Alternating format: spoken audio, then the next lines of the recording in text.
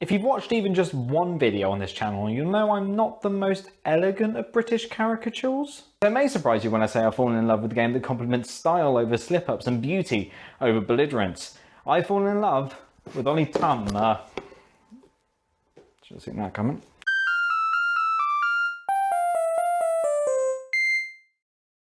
Onitama has two players backing a class of martial arts students and masters as they attempt to take out their rival school during a annual karate fair.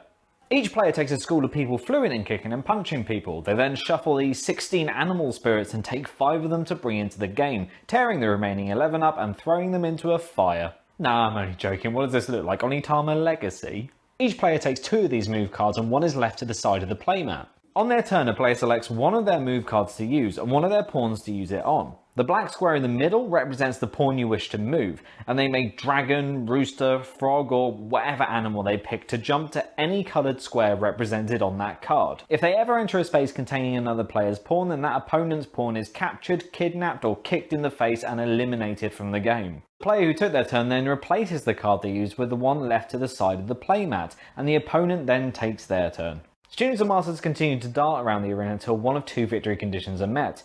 Either your master manages to reach your opponent's temple arch space on the opposite side of the board, or you manage to take out the opposing team's master. And that's it, that's the game. I feel like if I talk about it anymore, I discredit everything that Onitama manages to achieve, but I guess I should really. After all, that's what I'm not being paid for. Onitama could strip itself of all of its theming and call itself fun chess, and it would still work. There's a fantastic array of possibilities available with the mix of cards you start off with, and that in itself creates complexity that really shouldn't exist in a game that pretty much consists of 2 basic actions.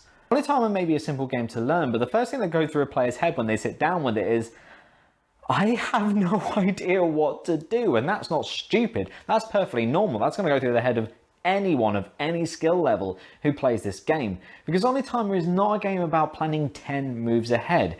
It's about finding that perfect moment to strike, to ensnare your opponent. And that moment is going to come, but it's going to come in its own time.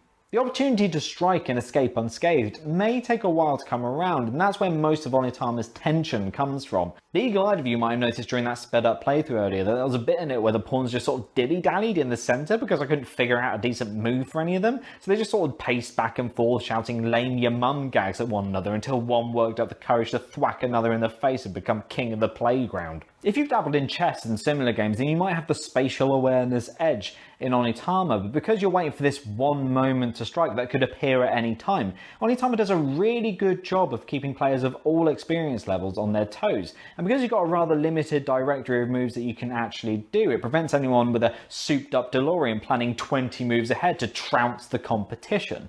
I guess if I have to complain about something, it would have to be the quality of the pawns themselves. I mean, I like the way they're sculpted and everything, but they just feel like really low-grade soap that you can't really rub yourself down with. Believe me, I've tried. I don't know, it feels like I should have waited for the Stone Pawn DLC that will inevitably come with the Game of the Year edition. But I digress. It astounds me that something so simple can present a level playing field filled with complexity. If you're adept with strategy games, you might find that the depths Onitama reaches may not quite be deep enough for you to give you a fully satisfying experience. However, if you're a regular schmuck like myself, then this is an absolutely wonderful, addictive, swift game that should be in anyone's collection, quite frankly. In fact, you know what? I've been holding back on this one. Onitama gets the Dicey exploit so good I'm actually quite annoyed that I didn't think of it myself award. I probably should have thought of something catchier, but whatever, can't be bothered to do it right now. Ciao! Oh, flipping heck.